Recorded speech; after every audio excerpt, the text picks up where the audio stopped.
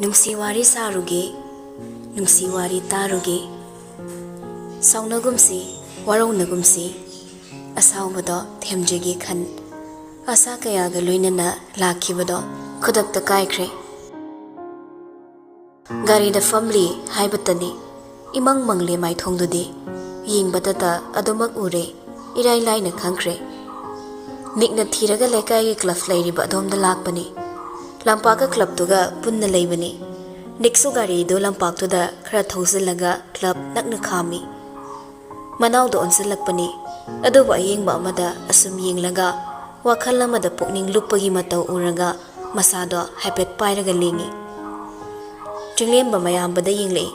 Niksu kummo haina ingit tawri. Chinglemba koibado yengli. Hausakta gyan tarakle. Makhoina leiriba maphamdo. Ithak thakatpa amaga loinana gari dagi fat kumthakhraga club ki ahangba jaga aduda amanba phizet phinai khara khanjillaga leiribado urei leplage yengba natta changsilaga kauruba sungamde gari khamkibagi makhol ama takhibadunda kanano khanna khalliba fi adugi marumdagi cheptak mamaido leithoklaga yenglakpani adobu chinglemba mani chau chauna leplaga leirambado ubada pakhatna yengthokliba maido Pad amu hanjilaklaga makada git fam tharaga le pakhat pagi masado sor chauna chauna holabani magi mato uraga panthoi kedorabano khanna hagle kedore kanano machagi ngai hakta fom khangdaba mato uraga panthoi chingnaragle masu mangak tu haifet chep tharaga yengna bo honabani adobo uge ngamdre maya tanik laba khonjel dairi ima mala ima makut haifet thangatlaga tunglomdana thillaga hairi khalambaga oirambaga chanarambaduda phamlamba panthoi hagotkidana thokkinaba tawbani adubu mayana mamagi fanik machiduda haifet yalaga ima mangondadi chaibigano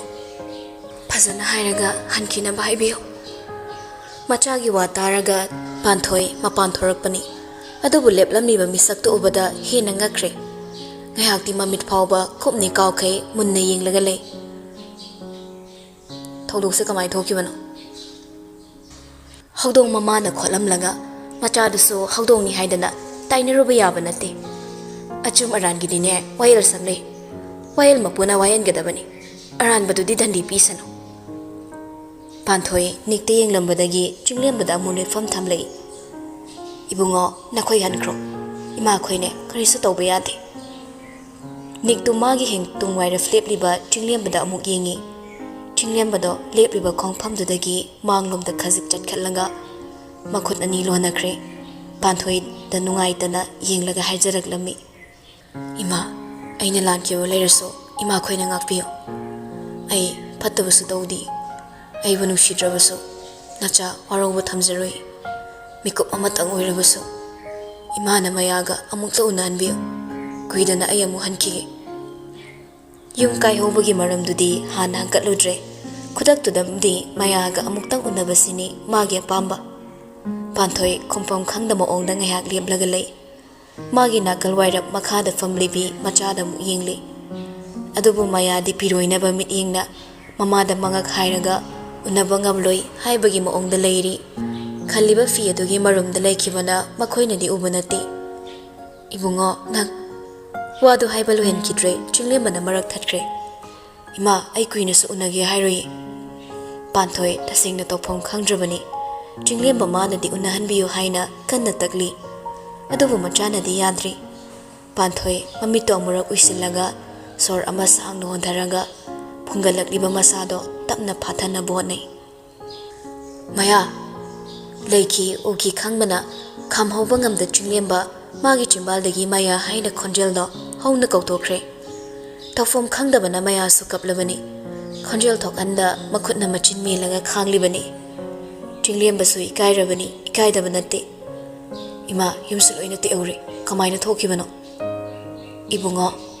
madugi maram hairaga garibu kanaruni maya ga una handrasu thodoksigi maram sidi khanglaga han krairasu hankrage haibiyo ima thodoksi kamai thokibano Panthoi haining ba ngang ning badudi pe na ngang thok ning labani ꯑꯗꯨꯕꯨ ꯉꯁꯥꯏꯗꯒꯤ ꯃꯆꯥꯅ ꯀꯔꯤꯁꯨ ꯍꯥꯏꯒꯅꯨ ꯍꯥꯏꯕꯒꯤ ꯃꯑꯣꯡꯗ ꯀꯅꯥꯁꯨ ꯎꯍꯟꯗ ꯃꯈꯨꯠꯇ ꯌꯥꯜꯂꯒ ꯐꯥꯕꯗꯨꯗ ꯄꯥꯟꯊꯣꯏ ꯍꯦꯛ ꯑꯆꯨꯝꯕ ꯑꯁꯦꯡꯕ ꯋꯥꯐꯝꯁꯤꯡꯗꯣ ꯍꯥꯏꯗꯣꯛꯄ ꯀꯥꯡꯊꯣꯛꯄ ꯍꯦꯛ ꯉꯝꯗ ꯂꯩ꯫ ꯄꯥꯟꯊꯣꯏꯅ ꯇꯨꯃꯤꯟ ꯂꯩꯈꯤꯕꯗ ꯆꯤꯡꯂꯦꯝ ꯃꯃꯥꯏꯊꯣꯡꯗ ꯄꯦꯟꯗ ꯃꯤꯅꯣꯛ ꯑꯃ ꯅꯣꯛꯂꯒ ꯄꯦꯜꯂꯤ ꯄꯦꯟꯗꯒꯤ ꯅꯤꯡꯉꯥꯏ ꯇꯧꯔꯨꯗ ꯑꯔꯣꯏꯕ ꯑꯣꯏꯔꯒꯦ ꯈꯟꯅ ꯋꯥꯍꯩ ꯈꯔ ꯐꯣꯡꯗꯣꯛꯂꯝꯃꯤ꯫ ꯀꯩꯁꯨ ꯀꯥꯏꯗꯦ ꯏꯃꯥꯈꯣꯏꯅ ꯑꯩꯉꯣꯟꯗ ꯀꯩꯁꯨ ꯈꯪꯍꯟꯕ ꯄꯥꯝꯗꯦ ꯍꯥꯏꯔꯁꯨ ꯅꯆꯥ ꯈꯪꯉꯤ꯫ ꯑꯗꯣ ꯏꯃꯥ ꯐꯅ ꯂꯥꯞꯅꯔꯁꯨ ꯔꯤꯇ꯭ꯌꯨ ꯀꯌꯥ ꯍꯧꯈ꯭ꯔꯁꯨ ꯊꯃꯣꯏꯗ ꯇꯥꯈ꯭ꯔꯕ ꯃꯃꯤꯗꯤ ꯀꯣꯛꯄꯁꯨ ꯅꯥꯏꯔꯣꯏ ꯍꯥꯏꯅ ꯏꯃꯥꯅ ꯃꯉꯣꯟꯗ ꯈꯔ ꯇꯝꯕꯤꯌꯨ꯫ ꯃꯇꯥꯡꯗꯨꯗꯗꯤ ꯃꯌꯥꯁꯨ ꯃꯤꯔꯣꯠꯀꯨꯝ ꯂꯣꯠꯇꯨꯅ ꯂꯩꯕ ꯉꯝꯃꯛꯇ꯭ꯔꯦ꯫ ꯐꯝꯂꯝꯕꯗꯒꯤ ꯐꯨꯛ ꯍꯧꯒꯠꯂꯒ ꯃꯄꯥꯟꯂꯣꯝꯗ ꯆꯦꯟꯊꯣꯔꯛꯄꯅꯤ꯫ ꯊꯃꯣꯏꯗ ꯐꯨꯝꯂꯒ ꯈꯥꯡꯂꯛꯄ ꯍꯥꯏꯅꯤꯡꯕ ꯋꯥꯍꯩ ꯀꯌꯥꯗꯣ ꯋꯥꯀꯠꯆꯒꯦ ꯍꯥꯏꯅ ꯑꯗꯨꯕꯨ ꯃꯤꯠꯃꯥꯡꯗꯒꯤ ꯇꯥꯝꯈꯤꯔꯝꯂꯦ꯫ ꯃꯈꯨꯠꯅ ꯃꯆꯤꯟ ꯃꯦꯜꯂꯒ ꯀꯞꯅ ꯀꯞꯅ ꯊꯧꯈ꯭ꯔꯤꯕ ꯒꯥꯔꯤꯗꯨꯕꯨ ꯌꯦꯡꯂꯒ ꯂꯩꯍꯧꯔꯤ ꯎꯄꯥꯏ ꯂꯩꯇ꯭ꯔꯕꯤ ꯑꯃꯒꯨꯝ꯫ ꯆꯤꯡꯂꯦꯝꯕ ꯒꯥꯔꯤ ꯇꯣꯡꯂꯦ ꯍꯥꯏꯕꯇꯅꯤ ꯐꯤꯕꯝꯗꯤ ꯍꯥꯟꯅꯗꯒꯤ ꯈꯔ ꯈꯖꯤꯛ ꯍꯦꯟꯖꯤꯟꯈ꯭ꯔꯕꯅꯤ꯫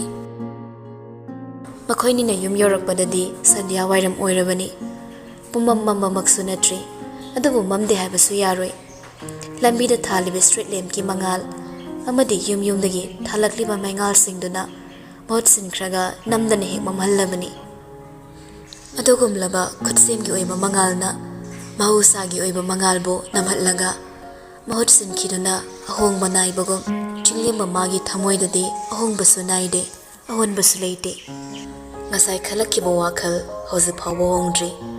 ꯑꯇꯣꯞꯄ ꯋꯥꯈꯜꯅ ꯃꯍꯨꯠ ꯁꯤꯟꯈꯤꯗ꯭ꯔꯤ꯫ ꯆꯤꯡꯂꯦꯝꯕ ꯒꯥꯔꯤꯗꯤ ꯊꯧꯖꯤꯟꯗ꯭ꯔꯤꯉꯩ ꯁꯨꯃꯥꯡꯗꯨꯗꯒꯤ ꯑꯗꯨꯃꯛ ꯌꯨꯝꯂꯣꯝꯗ ꯒꯝ ꯆꯪꯈ꯭ꯔꯕꯅꯤ꯫ ꯅꯤꯛꯅ ꯈꯔ ꯀꯣꯜꯂꯦ ꯆꯪꯉꯛꯄꯗꯣ꯫ ꯊꯧꯖꯤꯜ ꯀꯥꯟꯁꯤꯜꯂꯛꯄꯗ ꯍꯦꯛ ꯇꯥꯔꯨꯔꯦ ꯃꯅꯤ ꯃꯃꯧ ꯑꯅꯤꯅ ꯍꯔꯥꯎ ꯍꯔꯥꯎ ꯅꯣꯛ ꯅꯣꯛꯇꯅ ꯋꯥꯔꯤ ꯁꯥꯕꯗꯣ꯫ ꯍꯨꯔꯥꯟ ꯆꯤꯟꯊꯤꯒꯤ ꯊꯕꯛꯁꯨ ꯍꯩꯇꯦꯗꯣ꯫ ꯐꯛꯂꯥꯡꯗ ꯅꯥꯀꯣꯡ ꯅꯞꯂꯒ ꯋꯥꯔꯤ ꯇꯥꯔꯨꯅꯨꯁꯨ ꯂꯩꯇꯦ꯫ ꯁꯥꯟꯅꯔꯤꯕ ꯋꯥꯔꯤꯗꯨꯗ ꯀꯌꯥ ꯊꯧꯁꯥꯗ ꯒꯣꯡ ꯍꯦꯛ ꯆꯪꯁꯤꯜꯂꯛꯄꯗꯨꯗꯗꯤ ꯍꯔꯥꯎ ꯇꯌꯥꯝ ꯁꯥꯟꯅꯔꯝꯕ ꯑꯅꯤꯗꯣ ꯆꯞ ꯍꯦꯛ ꯂꯦꯞꯈ꯭ꯔꯦ꯫ ꯎꯟꯃꯨꯛ ꯋꯥꯏꯃꯨꯛ ꯆꯤꯛꯏ ꯍꯥꯏꯗꯣ ꯊꯣꯛꯏ꯫ ꯅꯤꯛꯇꯤ ꯍꯟꯅꯐꯥꯎ ꯃꯈꯣꯏ ꯑꯅꯤꯗ ꯌꯦꯡꯂꯝꯕ ꯅꯠꯇꯦ꯫ ꯒꯝ ꯃꯥꯒꯤ ꯀꯥ ꯇꯝꯅ ꯑꯗꯨꯃꯛ ꯀꯥꯈꯠꯈ꯭ꯔꯕꯅꯤ꯫ ꯁ꯭ꯇꯦꯌꯔ ꯀꯥꯔꯛꯂꯤꯉꯩꯗꯅꯤ ꯂꯥꯏꯖꯅ ꯐꯣꯟꯗ ꯋꯥꯔꯤ ꯁꯥꯔ ꯀꯨꯝꯂꯛꯄꯗꯣ꯫ ꯂꯥꯏꯖ ꯅꯤꯛꯀ ꯍꯦꯛ ꯃꯥꯌꯣꯛꯅꯕꯗꯨꯗꯗꯤ ꯐꯣꯟꯗꯣ ꯇꯨꯡꯗ ꯐꯠ ꯂꯣꯠꯂꯒ ꯀꯨꯝꯂꯛꯏ꯫ ꯑꯗꯨꯕꯨ ꯅꯤꯛꯇꯤ ꯃꯗꯨꯗ ꯀꯌꯥ ꯌꯦꯡꯁꯤꯜꯂꯨꯗꯦ꯫ ꯃꯅꯥꯎꯒꯤ ꯈꯟꯕꯗ ꯃꯥꯁꯨ ꯋꯥꯈꯜ ꯑꯃꯗꯅꯤ ꯀꯥꯔꯛꯂꯤꯕꯗꯣ꯫ ꯆꯤꯡꯂꯦꯝꯕꯗ ꯅꯠꯇꯦ ꯑꯣꯜꯂꯤꯕꯁꯦ ꯅꯤꯛꯁꯨ ꯌꯥꯎꯔꯕꯅꯤ꯫ ꯑꯗꯨꯕꯨ ꯃꯥꯗꯤ ꯎꯠꯊꯣꯛꯇꯦ ꯀꯔꯤꯁꯨ ꯇꯧꯗꯕ ꯁꯥꯔꯒ ꯑꯗꯨꯃꯛ ꯄꯪꯂꯩ ꯂꯩꯊꯣꯛꯄꯅꯤ꯫ ꯗꯨꯗ ꯂꯣꯏꯁꯤꯜꯂꯛꯂꯕꯗ ꯃꯅꯥꯎꯒꯤꯗꯤ ꯃꯥ ꯅꯠꯇꯅ ꯀꯅꯥꯁꯨ ꯂꯩꯇꯕꯒ ꯆꯞ ꯍꯦꯛ ꯃꯥꯟꯅꯔꯤꯕꯅꯤ꯫ ꯃꯁꯤꯅ ꯍꯦꯟꯅ ꯅꯤꯛ ꯃꯥꯅ ꯋꯥꯖꯕꯅꯤ꯫ ꯅꯨꯃꯤꯗꯥꯡꯒꯤ ꯄꯨꯡ 10 ꯍꯦꯜꯂꯛꯄ ꯑꯗꯨꯋꯥꯏꯅꯤ꯫ ꯊꯣꯡꯗ ꯀꯣꯛ ꯀꯣꯛ ꯊꯤꯜꯂꯛꯄꯗꯨꯗ ꯃꯤꯠꯐꯝꯗꯨꯗꯤ ꯂꯦꯞꯇꯣꯞꯇꯒꯤ ꯑꯗꯨꯃꯛ ꯍꯣꯡꯗ ꯈꯨꯝꯂꯛꯏ꯫ ꯆꯪꯉꯣ꯫ ꯅꯤꯛ ꯍꯟꯀꯠꯅ ꯑꯣꯟꯈꯠꯂꯒꯁꯨ ꯌꯦꯡꯂꯛꯇꯦ꯫ ꯆꯪꯂꯛꯂꯤꯕꯗꯨꯁꯨ ꯀꯅꯥꯔꯣ ꯏꯂꯥꯏ ꯂꯥꯏꯅ ꯉꯁꯥꯏꯅ ꯈꯪꯈ꯭ꯔꯕꯅꯤ꯫ ꯆꯥꯛ ꯆꯥꯔꯣꯏꯗ꯭ꯔꯣ? ꯆꯤꯡꯂꯦꯝꯕꯁꯨ ꯀꯨꯝꯃꯛꯇꯦ꯫ ꯆꯥꯔꯔꯣꯏ ꯍꯥꯏꯔꯗꯤ ꯑꯩ ꯇꯨꯝꯃꯨꯔꯒꯦ꯫ ꯕꯦꯕꯥꯔꯕꯨ ꯊꯧꯒꯜꯂꯣꯟꯋꯣ ꯑꯗꯨꯛ ꯌꯥꯎꯅ ꯉꯥꯡꯂꯛꯄꯗꯨꯗꯤ ꯅꯤꯛ ꯃꯥꯁꯨ ꯂꯦꯞꯇꯣꯞꯇꯨꯗ ꯀꯨꯏꯅ ꯃꯤꯠꯐꯝ ꯊꯝꯕ ꯉꯝꯃꯛꯇ꯭ꯔꯦ꯫ ꯃꯤꯠꯌꯦꯡꯗꯨ ꯀꯣꯏꯅꯤꯡꯂꯛꯂꯦ꯫ ꯐꯝꯂꯝꯕꯗꯩ ꯃꯁꯥꯗꯣ ꯈꯔ ꯅꯣꯟꯈꯠꯂꯛꯂꯒ ꯂꯥꯏꯖꯅ ꯃꯉꯣꯟꯗ ꯌꯦꯡꯂꯒ ꯍꯥꯏꯔꯤ,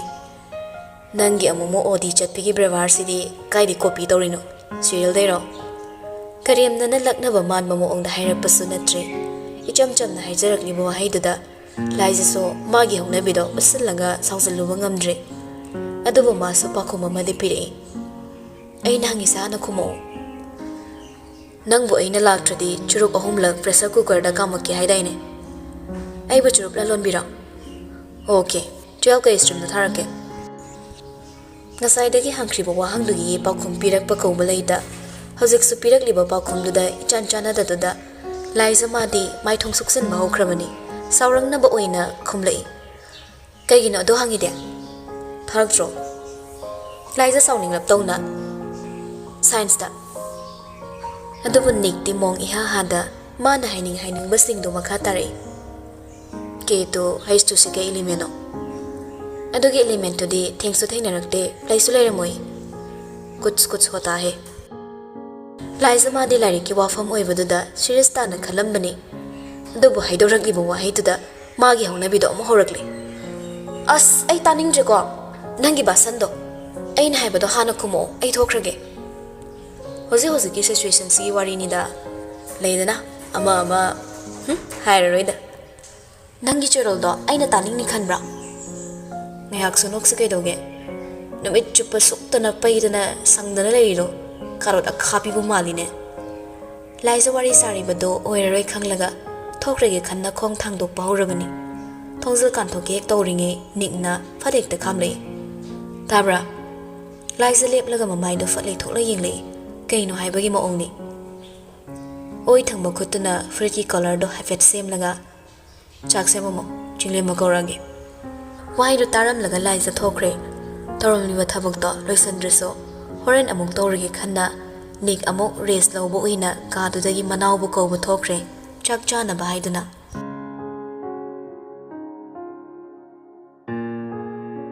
Mathangi numit ki ayungni nikna thabak thorakpado kasina khara nganli. Nganli basisu maram amade leirami. Man hana chatpa maikei onanani ngasi laklibado. Lambi khangdaduna hangla lakni su leite. Hana khanglabanina lambi thorakpado maning tamna thaukrabani. Lakliba mafamdudi yori. Gong hik chaksalubasu yaba nate. Garidagi kumlaklaga leptuna ngayak le. Kana khonjelduda nikto maifat othorai. Hana tung olaga leirambadudadi masak thoina laksinba ngamludabani. Adubu sakpamdo mayek singna urabada maya tungda khongkap amani halli. Niksu sum yenglakpada mayagi makhutta pairiba cheng amadi biscuit yauribado hek urure. Karigidi uroi manung mapal faungna uriba transparent polythene da haplubada. Ima korke. Wai ani kaksairam laga maya hato hato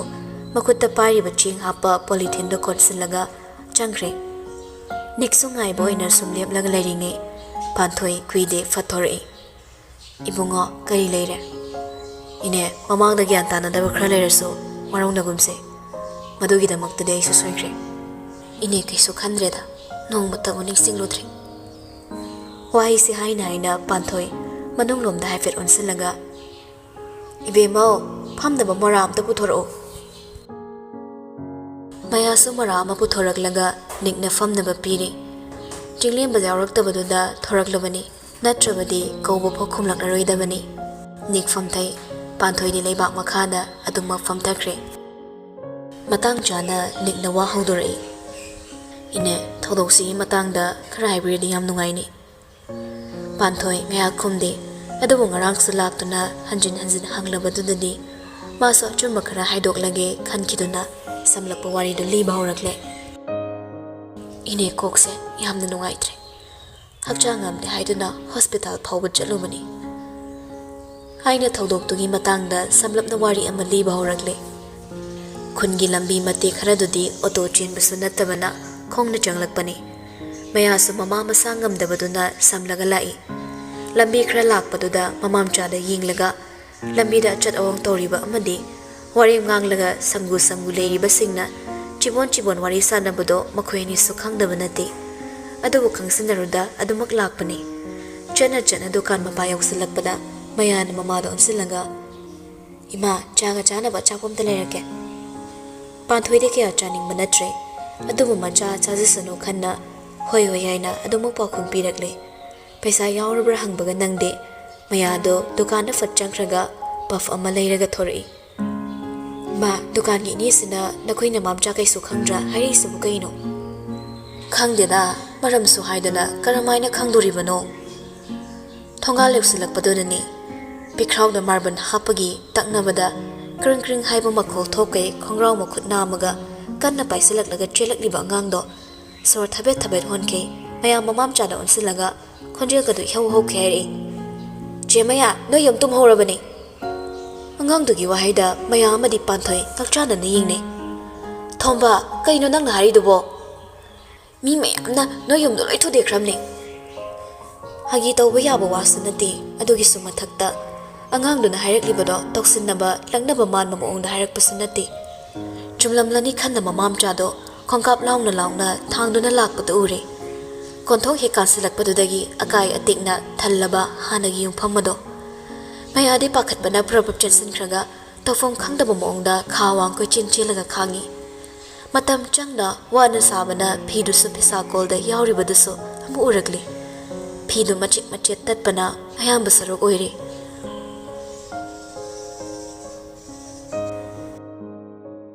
Pakat payment kibana masadu sorpun galaglaga khong phawba thangba thokidre sumang mayai chabuk tu da git from thakranga hiki kap tu na laikre kapna kapna tung da lep hori bi mama da mu yenglak pani dabu mama gi oiramli ba phibam da phuk hagwalaga china bo na bada phane phidon da pallaga amuk sumang du da upsilaga tukre madogi china kaw kai mama gi manak tamna yam thuna chensilei laimai da gyan manglaga tariba mama bu kon khalaga gyan tanaba kanna kap tana kawbado nattana upai lekhidre matangduda makhoida no maso laamaba manedo hato chensilaglaga panthoi su gyan tanaba tawri maya ising lawrigi su lakfam khangdre pungkai kai han khraba yumdudagi karamnadi ising lawruni ima nang hagolo ima aina kawbuse tabra ima hagolo ima akaiba yumdo amuk ying mama gi fibam da amuk ying maya gi thamoi hena kaikre nauzari bi mangonda aduk waba che theng nang labadu dadi ngau chen da bakha ngairi mani duna su phiduna humai humbiraga panthoi bu gyan lak na bakan hone panthoi su tapna gyan lai mami to hek pangmaga masado mapita na miluani do thumat khrabani wari do lina panthoi tarakli ba mapino phisi duna tai thok na bonai matangduda niksu tasingna nungai wari khara duda khangle maso mioi khara na bom sagat laga thokan ki ba thodok ni haiba aseng maram dudi niksu hangluraso panthoi na khomak la roi khangi wari do bong garang dagi takpado hazata li thorakli bani asigum basida maram do amuk khangang hangzilubada khomak la roi haibasiso magi thajabani phamlam banik sawa laga magi wallet tagi paisa khra puthok laga panthoi de pe ine silok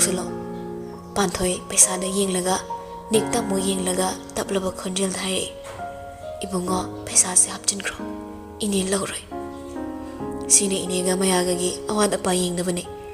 ine khogi gamso sana mami tharake wai khara du da panthoi tasing na nikta angak pai bado phawkre makhoi gi damak torake pangbirake torake hai basingdo pamlubagi wafam sungak natana haidorakli bo wahaiduda apin bahaido pokre makhutta pairi ba paisa khrado mara mathak tuda thammi ine aigi inaw chilem bada waraw busu thambi gano made angangum adum leibani mana maya busu yam nusi jabani apopi mana kuina naw yankon birak tamana ima busu yam luna khanjabani panthoi matang duda khumba ngamaktre wai singdu taraga masu nungai banate tafuma makhangkidrabani matang duda maya su manung dagi thorak laga itap tapa khonjil nairi na chingem bada ayi wakha kawkro haina tambi panthoi piruina ba mit yingna macha da onsilaga yingli maya mamai du non khatpa ngamdre iput kum le pakaw malaita I horakli ba mapi du so leimai da tap tarakli hokra basingdo amatta ningsingdre loina kawkre haina su tambi wai du haina mara mathakta thamliba paisa khara du paikhatlaga nikta muk launa ba pirakli nik paisa du hanna yinglude maya mangonda hairaf amuk tang yinglamlaga gari da kakre khudak tu da mafam do thadok laga thokre doctor hanjin korak paduda manglam badagi gyan lai mangda nurse ama lep laga lairam bado uraga karisu tawdobagum khawdem laga emergency labra emergency gi nachadi doctor gi patient ama bed number 103 gi do discharge gi wafam palakpa ada doctor gam ta tane bi hai gi tawbani hoi eila ge chalamo nurse thoki baga chiliamba famlam badagi hawgalaga lilibre apron du semjili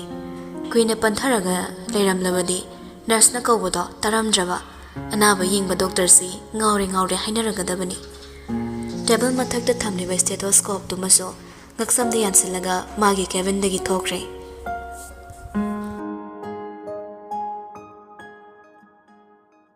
chak to khibai kui dribagi haimai glass ani pura o hairam baduna laisa glass asang bado pik thanna hairaga puthorakle amase leina hejin robani depression araga mai sijakini wa khara kangthuk lambado laisa thorak po bada lekre karisu tokduba saraga tumin leinakre laisa mapung phana bita hodre tari ba khara duda si bai ba wahi ama pan ki baduna ꯑꯅꯤꯗꯨꯗꯁꯨ ꯍꯥꯏꯔꯞ ꯌꯦꯡꯂꯤ ꯀꯔꯤꯅꯣ ꯑꯅꯤꯁꯤꯅ ꯍꯥꯠꯄ ꯇꯨꯞꯄ ꯉꯥꯛꯇ ꯄꯜꯂꯤꯁꯤꯕꯣ ꯋꯥꯈꯜꯗ ꯈꯟꯖꯕ ꯈꯪꯂꯤ ꯋꯥꯍꯩ ꯑꯣꯏꯅ ꯆꯤꯝꯕꯥꯜ ꯂꯥꯟꯗ ꯀꯥꯡꯊꯣꯛꯂꯨꯕ ꯅꯠꯇꯦ ꯂꯥꯏꯖꯅ ꯁꯨꯝ ꯂꯦꯞꯂꯒ ꯂꯩꯕꯗ ꯁꯨꯁꯤꯅ ꯂꯥꯏꯖꯗ ꯃꯤꯠꯌꯦꯡ ꯅꯥꯌꯦꯡ ꯏꯄꯩ ꯄꯩꯈꯩ ꯌꯦꯡꯂꯒ ꯀꯩꯅꯣ ꯁꯤꯗ ꯁꯨꯝ ꯂꯦꯞꯄꯤꯗꯤ ꯆꯪꯈ꯭ꯔꯣ ꯌꯥꯗ꯭ꯔꯣ ꯒ꯭ꯂꯥꯁ ꯄꯨꯁꯟꯈ꯭ꯔꯒꯦ ꯇꯧꯅꯤ ꯊꯛꯄ ꯄꯥꯎ ꯍꯧꯗ꯭ꯔꯤ ꯑꯃꯨꯛꯇ ꯄꯨꯂꯞ ꯊꯛꯆꯜꯂꯣ ꯍꯥꯏꯔꯣ ꯈꯣꯟꯗꯤ ꯍꯥꯎꯈꯤꯗ꯭ꯔꯦ ꯆꯤꯝꯕꯥꯟꯗ ꯄꯜꯂꯒ ꯂꯩꯔꯤꯕ ꯋꯥꯍꯩꯗꯣ ꯈꯨꯗꯛꯇ ꯍꯦꯛ ꯍꯥꯏꯅꯤꯡꯕ ꯄꯣꯛꯂꯛꯄꯅꯤ ꯑꯗꯨꯕꯨ ꯍꯥꯏꯔꯨꯗ꯭ꯔꯦ ꯑꯗꯨꯃꯛ ꯆꯤꯝꯕꯥꯜꯗ ꯄꯜꯍꯟꯈ꯭ꯔꯦ ꯀꯨꯏꯅ ꯄꯟꯊꯔꯝꯗ꯭ꯔꯦ ꯃꯥꯁꯨ ꯄ꯭ꯔꯞ ꯆꯪꯈ꯭ꯔꯦ ꯇ꯭ꯔꯦꯗꯨ ꯄꯥꯏꯔꯒ ꯊꯃꯣꯏꯗ ꯃꯩꯔꯤ ꯈꯔꯗꯤ ꯍꯧꯔꯛꯂꯕꯅꯤ ꯑꯗꯨꯕꯨ ꯃꯄꯨꯡ ꯐꯥꯅ ꯆꯥꯛꯂꯛꯇ꯭ꯔꯤꯉꯩ ꯃꯐꯝꯗꯨꯗꯒꯤ ꯊꯣꯛꯍꯧꯔꯕꯅꯤ ꯁꯛꯁꯨ ꯎꯅꯤꯡꯗ꯭ꯔꯦ ꯈꯣꯟꯖꯦꯜ ꯐꯥꯎꯕ ꯇꯥꯅꯤꯡꯗ꯭ꯔꯦ ꯍꯥꯏꯕꯒꯨꯝ ꯇꯦꯔꯦꯁꯇ ꯀꯥꯔꯛꯄꯅꯤ ꯅꯣꯡꯖꯨ ꯊꯥ ꯃꯇꯝ ꯑꯣꯏꯕꯅ ꯌꯛ ꯂꯥꯎꯈꯩ ꯁꯥꯔꯝꯕ ꯅꯨꯡꯁꯥꯁꯨ ꯑꯃꯨꯕ ꯂꯩꯆꯤꯟꯅ ꯄꯨꯡꯀꯣꯏ ꯀꯣꯏꯁꯤꯟꯈ꯭ꯔꯒ ꯏꯃꯝ ꯃꯝꯁꯤꯜꯂꯛꯂꯕꯅꯤ ꯅꯨꯡꯁꯥ ꯁꯥꯔꯝꯂꯗꯤ ꯃꯔꯨꯝ ꯑꯃꯗ ꯊꯩꯖꯤꯜꯂꯒ ꯂꯩꯔꯝꯒꯗꯧꯅꯤ ꯑꯗꯨꯕꯨ ꯅꯨꯡꯁꯥ ꯁꯥꯗ꯭ꯔꯕꯅꯤꯅ ꯑꯍꯥꯡꯕꯗꯨꯗ ꯆꯪꯁꯤꯜꯂꯒ ꯂꯦꯞꯂꯒ ꯂꯩ ꯂꯦꯞꯅ ꯃꯈ꯭ꯋꯥꯡꯗ ꯂꯦꯞꯂꯤꯕ ꯐꯣꯟꯗꯣ ꯂꯧꯊꯣꯛꯂꯒ ꯂꯣꯛ ꯍꯥꯡꯗꯨꯅ ꯗꯇꯥ ꯑꯣꯟ ꯇꯧꯏ ꯇꯣꯏꯅ ꯐꯣꯟꯁꯨ ꯄꯥꯏꯕ ꯅꯠꯇꯦ ꯉꯥꯏꯍꯥꯛ ꯆꯪꯕꯗ ꯍꯥꯏꯐꯦꯠ ꯄꯥꯏꯕꯅꯤ ꯀꯣꯜ ꯇꯧꯕ ꯑꯃꯗꯤ ꯇꯦꯛꯁ ꯊꯥꯅꯕꯁꯨ ꯀꯌꯥ ꯇꯧꯕ ꯅꯠꯇꯦ ꯃꯔꯛꯀꯤ ꯋꯥꯅꯤ ꯇꯣꯏꯅ ꯊꯣꯛꯇꯦ ꯗꯇꯥ ꯑꯣꯟ ꯇꯧꯕꯒ ꯃꯦꯁꯦꯖ ꯑꯃ ꯐꯠ ꯄꯥꯏꯁꯤꯜꯂꯛꯏ ꯏꯉꯛꯅ ꯀꯅꯥꯅꯣ ꯈꯟꯅ ꯌꯦꯡꯅꯕ ꯍꯣꯠꯅꯩ ꯃꯥꯁꯨ ꯀꯔꯤꯒꯤꯁꯨ ꯉꯛꯂꯣꯏ ꯋꯥꯆꯦꯞꯇ ꯃꯦꯁꯦꯖ ꯊꯥꯅꯕꯁꯤꯁꯨ ꯑꯍꯥꯟꯕꯕꯨ ꯑꯣꯏꯔꯝꯒꯅꯤ ꯅꯣꯡꯃꯇ ꯀꯅꯥꯒꯁꯨ ꯊꯥꯅꯗꯦ ꯁꯨꯝ ꯍꯥꯞꯂꯤꯕ ꯍꯥꯏꯗꯨꯅꯤ ꯊꯣꯏꯅ ꯃꯃꯥꯟꯅꯕꯤꯒ ꯂꯩꯗꯅ ꯋꯥꯔꯤ ꯁꯥꯟꯅꯅꯤꯁꯨ ꯂꯩꯇꯦ ꯃꯥꯒꯤ ꯍꯥꯏꯕꯕꯨ ꯁꯅꯥꯃꯆꯥꯗꯨ ꯈꯛ ꯉꯥꯏꯔꯦ ꯅꯣꯇꯤꯐꯤꯀꯦꯁꯟꯗꯨꯗ ꯃꯃꯤꯡꯗꯤ ꯆꯥꯎꯅ ꯊꯣꯛꯂꯤꯕꯅꯤ ꯑꯗꯨꯕꯨ ꯊꯣꯏꯅ ꯁꯤꯖꯤꯟꯅꯗꯕꯩꯔꯥ ꯇꯁꯦꯡꯅ ꯈꯪꯗꯕꯩꯔꯥ ꯅꯠꯇ꯭ꯔꯒ ꯃꯃꯤꯠ ꯃꯅꯥ ꯊꯛꯄꯅꯔꯥ ꯍꯟꯅ ꯌꯦꯡꯂꯨꯗ ꯅꯣꯇꯤꯐꯤꯀꯦꯁꯟꯗꯨꯗ ꯅꯝꯁꯤꯜꯂꯒ ꯆꯥꯠꯇ ꯆꯪꯂꯒ ꯌꯦꯡꯅꯕ ꯍꯣꯠꯅꯕꯅꯤ ꯎꯔꯦ ꯕꯣꯜ ꯂꯦꯇꯔꯅ ꯊꯥꯔꯤꯕꯗꯣ ꯁꯔꯂꯣꯛ ꯑꯔꯣꯏꯕꯗ ꯁꯤꯒꯔꯦꯠ ꯏꯃꯣꯖꯤ ꯑꯃꯁꯨ ꯍꯥꯞꯂꯤ ꯑꯗꯨꯛ ꯂꯥꯡꯇꯛꯅꯍꯜꯂꯒ ꯃꯦꯁꯦꯖꯇꯨꯗꯤ ꯍꯥꯟꯅꯅ ꯗꯤꯂꯦꯠ ꯇꯧꯈ꯭ꯔꯕ ꯑꯣꯏꯔꯝꯃꯤ